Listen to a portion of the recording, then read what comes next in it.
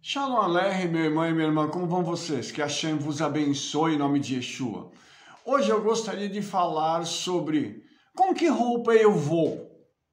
Vamos falar um pouquinho sobre vestimenta? Quero mostrar uma coisa muito interessante para vocês hoje. Veja bem, quero contar uma história para a gente poder iniciar sobre um irmão numa yeshiva nos Estados Unidos. E esse irmão foi para um momento de oração na yeshiva, e quando ele chegou lá, ele viu que tinha uma outra pessoa, um outro irmão judeu, que colocou uma gravata para poder iniciar um momento de oração. Então, esse irmão ficou muito curioso com aquilo, porque ele, lógico, colocou todos os paramentos, ele já estava com seu kippá, com seu talit, estava completamente preparado para o momento de oração, mas ele colocou também uma gravata.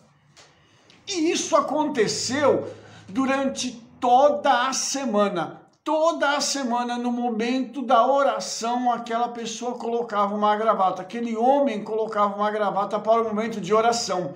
E logo depois da oração, ele tirava a gravata. Num primeiro momento, aquele rapaz pensou o seguinte: puxa, ele deve ter um compromisso depois da oração. Então ele já está colocando a gravata para se preparar logo após a oração sair para o compromisso que ele tem. Mas não era isso. Todos os dias, quando terminava a oração, ele tirava aquela gravata. Um dia ele ficou muito curioso e chegou para ele e disse: meu irmão, deixa eu lhe fazer uma pergunta.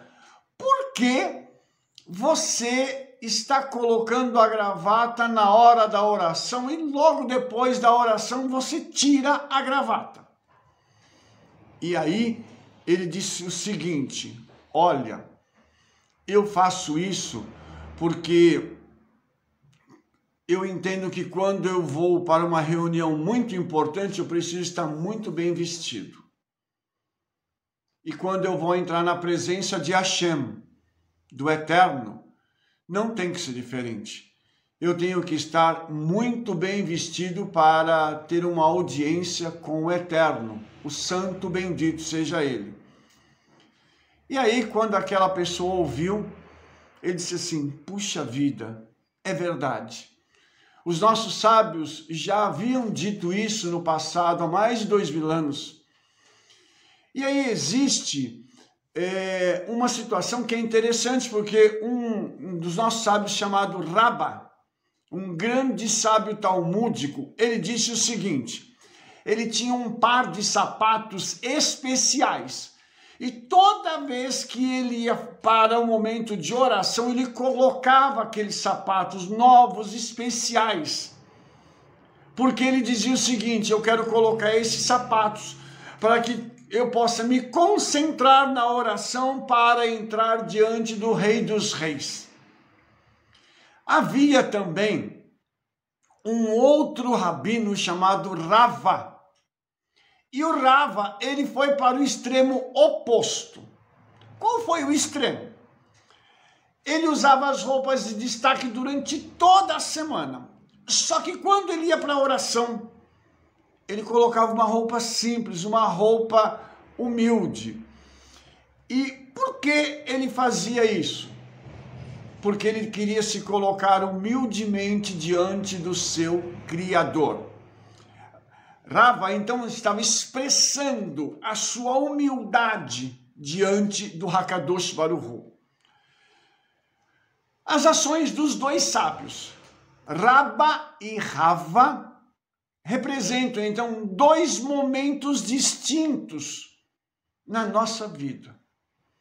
Quando nós devemos nos vestir para irmos à casa do Senhor. Então, a Guemará, um escrito rabínico, né? Ele diz o seguinte: enquanto você estiver em paz e tudo está bem na sua vida, vista-se para honrar ao Criador. Quando você vai para um Shabat, quando você vai para uma festa, se tudo está bem na sua vida, então vista-se para honrar ao Eterno. Coloque a sua melhor roupa, o seu melhor sapato, se prepare com aquilo que você tem de melhor para entrar diante do Rei dos Reis e do Senhor dos Senhores. Por quê? No tempo de festa nós temos que honrar ao Eterno, temos que aparecer diante dele com alegria, com júbilo. E como diz o livro de Salmos, estar diante dele com brados de vitória. Já em tempos de crise, em tempos de grandes lutas, em tempos de opressão, nós devemos seguir o caminho da humildade, nos colocar diante do Eterno, consternados, pedindo a Ele misericórdia. Por quê, irmãos? Quando nós estamos entrando na casa do Senhor, em qualquer momento, nós estamos diante do Rei dos Reis e do Senhor dos Senhores. E Yeshua está lá nos aguardando. Então, nós não temos o direito de colocarmos qualquer tipo de roupa para ir para a casa do Senhor. E isso eu estou falando primeiramente aos homens. Porque eu pretendo tratar desse assunto depois com a Rebete Sinhashira para falar da tzniut feminina, que é o recato feminino. Mas eu quero falar com os homens sobre isso. E por quê, irmãos? Por que isso é tão importante? Porque eu não tenho o direito de chegar e ir para a casa do Senhor, na minha opinião, de colocar uma calça jeans, colocar uma roupa qualquer, um tênis, aí falar assim, eu vou para casa do Senhor colocar uma camisetinha, aquelas camisetinhas, sabe, bem apertadinha, dizendo assim, mamãe, sou forte. Não tem condições, irmãos. E por que não tem condições? Eu te faria uma pergunta. Se você fosse para uma reunião com o presidente da República, você iria com essas vestes para entrar no Palácio do Planalto? Uma boa pergunta. Será que você entraria vestido assim? A pergunta é, você entende diante de quem você está se apresentando quando você vai à casa do Senhor? E por que isso, irmãos? Porque a palavra diz no livro de Provérbios que o temor ao Eterno é princípio de sabedoria. Esta atitude é uma atitude de temor ao Eterno, reconhecer diante de quem nós estamos. E é uma coisa muito interessante, irmãos, porque quando nós tomamos a Escritura, juntamente com a tradição judaica, nós começamos a ver os paralelos. Veja bem, vamos voltar para a criação por um instante, eu quero te mostrar uma coisa. Vamos falar de Adão. Adão, antes de pecar, a tradição judaica diz que ele tinha vestes de luz. Ou seja, o seu corpo todo resplandecia. Você imagina o que é ter alguém que resplandece com luz. Tinha uma luz interna dele que resplandecia. E nós já vimos isso na Bíblia várias vezes, inclusive o próprio Yeshua, quando se apresentou a Yohanan, a João, lá em Apocalipse, ele resplandecia como o sol. Então, vamos lá. Quando Adão peca, o Eterno faz para ele uma roupa, porque a luz foi embora. O pecado arrancou aquela luz dele. Agora a sua vestimenta tem que ser outra. E olha só que coisa interessante isso, irmãos. Agora, debaixo do pecado, sob a consequência do pecado, Adão precisa então de uma vestimenta que retrate a sua condição. Quem estava num estado perfeito de criação, vestia-se de luz. Agora, sob a égide, do pecado, ele vai ter que ter uma outra vestimenta, para que ele possa se apresentar diante do Hakadosh Baruch Hu, diante do Eterno.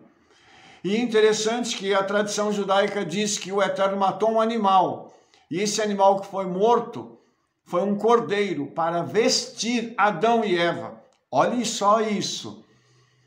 E aí nós entendemos que as nossas vestes espirituais foram nos dadas através de Yeshua, pela morte e ressurreição de Yeshua. Mas nós ainda temos que nos apresentar diante dele com vestes físicas. E aí, quando a gente começa a caminhar um pouquinho mais, a gente entende que a palavra que foi usada lá em hebraico para definir as vestes de Adão são as mesmas palavras usadas para definir-se as vestes sacerdotais. Ou seja, o que o Eterno estava dizendo é que, mesmo Adão pecando, ele não perdeu a sua condição de sacerdote. E na Torá, o sacerdote ele tinha uma roupa diferenciada das demais pessoas. Ele não tinha uma roupa comum como todo mundo. Por quê? Porque o sacerdote e também o Kohen Agadol, o sumo sacerdote, eles seriam encarregados de entrar na presença do Eterno, levando os sacrifícios e fazendo a intercessão pelo povo.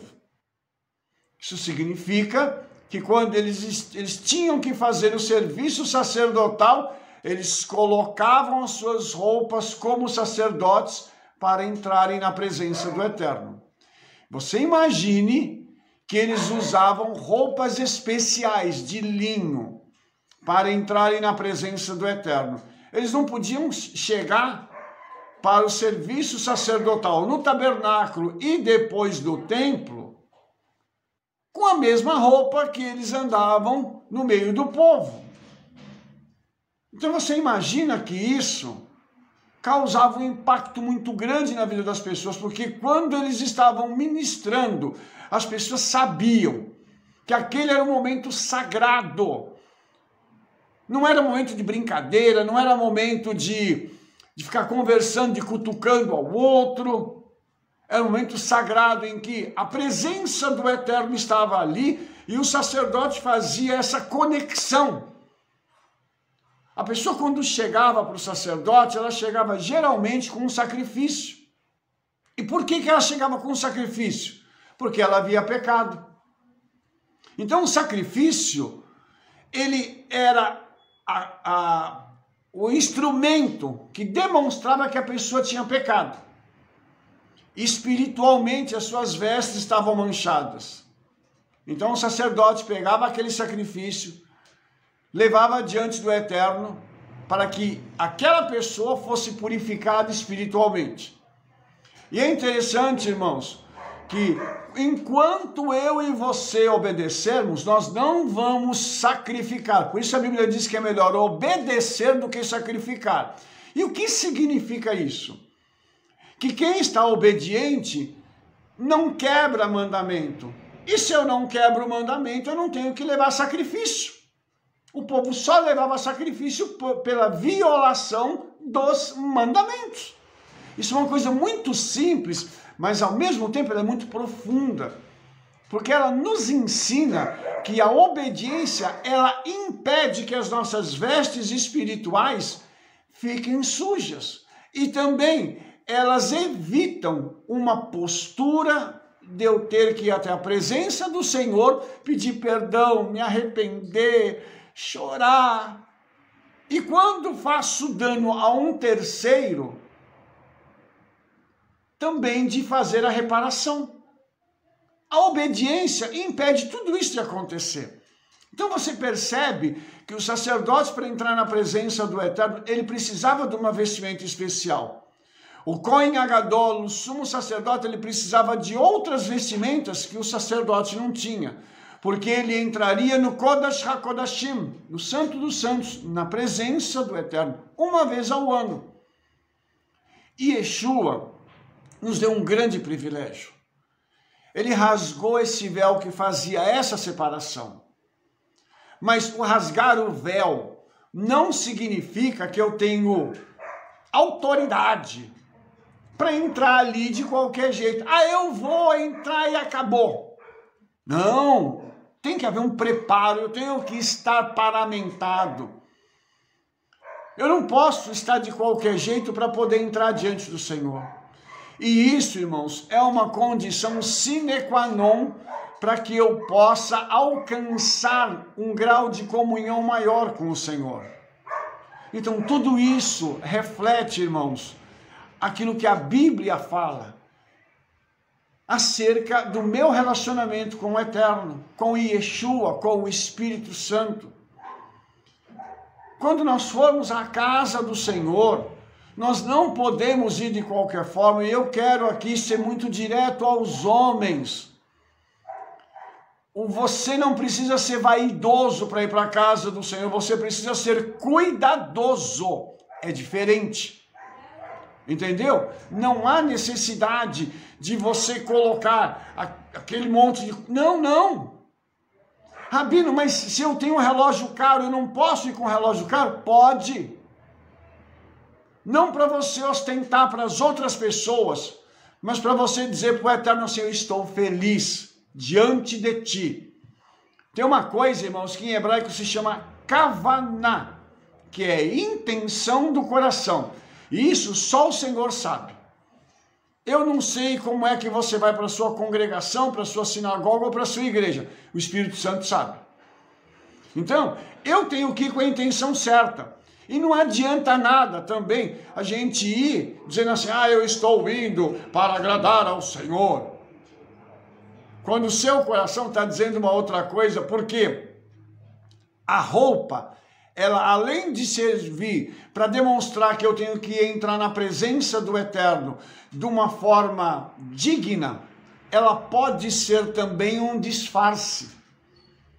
Ela pode querer esconder algo. É a famosa aparência. E a aparência, irmãos, ela engana, mas ela não engana por muito tempo. Porque vai chegar um momento que o Senhor vai tirar a máscara da aparência daquela pessoa e mostrar quem aquela pessoa é de fato. Por isso que é muito intensa essa condição da nossa vestimenta, porque ela diz externamente como nós estamos internamente.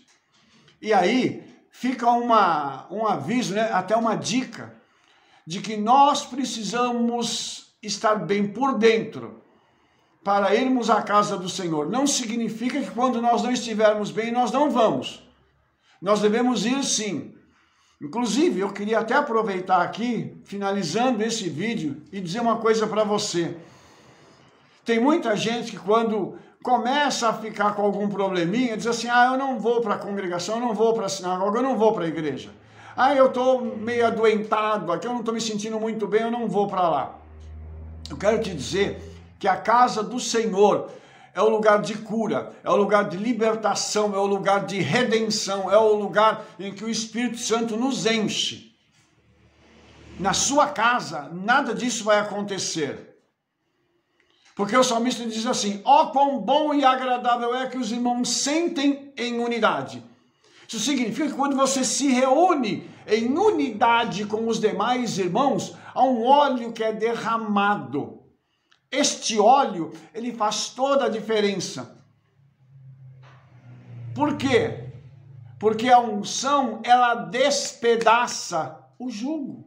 E a unção vem através do óleo. Que jugo, Rabino? O jugo da tristeza, o jugo da doença, o jugo da mágoa, da discórdia.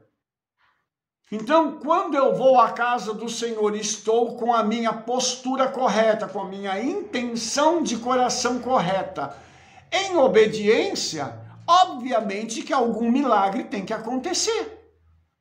E isso é uma coisa natural. Eu não preciso forçar um milagre ou querer que o Eterno faça um milagre naquele momento. Eu só vou à casa do Senhor, porque a cada vez que eu piso na casa do Senhor, eu estou aguardando uma surpresa para a minha vida. Por isso, irmãos, lá dentro da casa do Senhor é um lugar de milagres. E eu preciso, então, me vestir adequadamente e com a intenção correta de coração, esperando sempre o melhor, sabendo que na unção que está sendo derramada naquele dia, o Espírito Santo pode transformar a minha vida e pode fazer coisas grandes em e através de mim. Mas para isso, eu preciso ir da forma adequada. Amém? Que o Eterno abençoe sua vida em nome de Yeshua. E eu quero dizer para você, se você gostou desse vídeo, dê um like, favorite, clique no sininho para você receber as nossas recomendações e espalhe para todo mundo o trabalho que nós estamos fazendo. Espalhe esse vídeo para todos os seus contatos. Sabe por quê? Porque nós vamos nos ver no nosso próximo vídeo. Que o Hakadosh Baruch Hu vos abençoe em nome de Yeshua Mashiach, o Rei de Israel. Shalom, shalom, Shavua Tov, Beshem Yeshua Mashiach. Amém ve amém.